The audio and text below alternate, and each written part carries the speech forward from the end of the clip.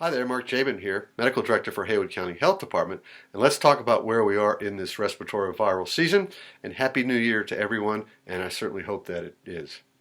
So the summary is the respiratory viral illnesses seem to be playing out as anticipated. Exponential growth, especially over the holidays. Some have peaked, but that doesn't mean there isn't a lot of each still around. And a lot that you can do to protect yourself and others. And so the pot, it's still boiling. 3 out of 4. As you can see here, in red, current levels of viral illness are even further above where they were in early December. Now almost where we were last year, which is shown in orange. And now at the same high level seen in the first year of the pandemic, that's shown in purple. As you can see here, there's plenty of people getting sick enough to need hospitalization, especially with flu, well above what we saw last winter. And COVID now rising too, above the levels seen in the spike this past September. But COVID hospitalizations not as high as seen last winter, yet.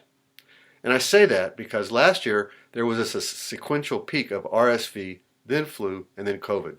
This year seems to be following that pattern. RSV appears to have peaked late November, flu may have peaked in the past week or so, and COVID peak may yet come.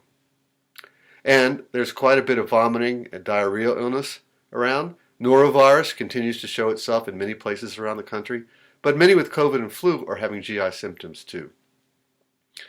As far as variants, JN.1, that's an offshoot of XBB, but one with many more mutations.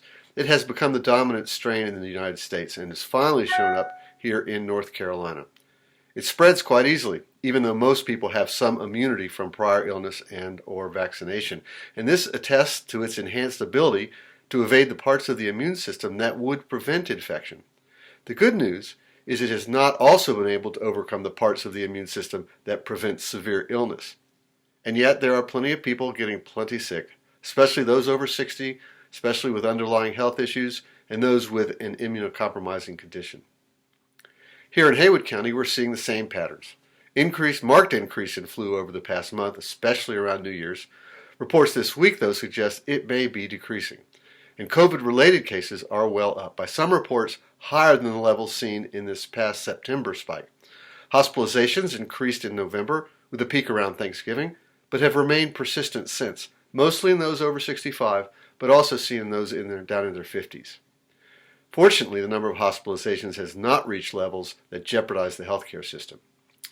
Preliminary reports here in Haywood County suggest the flu vaccine this year is quite effective, preventing younger people from even getting sick at all, and in older folks preventing getting sick enough to need hospitalization. And the same holds true for the most recent COVID updated vaccine, which still works against this newer variant. And if you've not been vaccinated or only had prior COVID vaccines or boosters, you only need this updated version to be adequately protected. And so we're also in the midst of sequential spikes of the various viral illnesses. Actual levels of illness remain quite high, and it's not too late to get vaccinated and protect yourself and those around you. And don't forget good hand washing, increasing ventilation in indoor spaces, and stay away from exposing others if you get sick with any of these viruses. And test, because symptoms alone are not enough to tell what you might have, and nobody wants you to get them sick. And if you have COVID, let your health professional know right away. Paxlovid still works to prevent illness severe enough to need hospitalization. So be careful, and be well, and be careful, especially right now.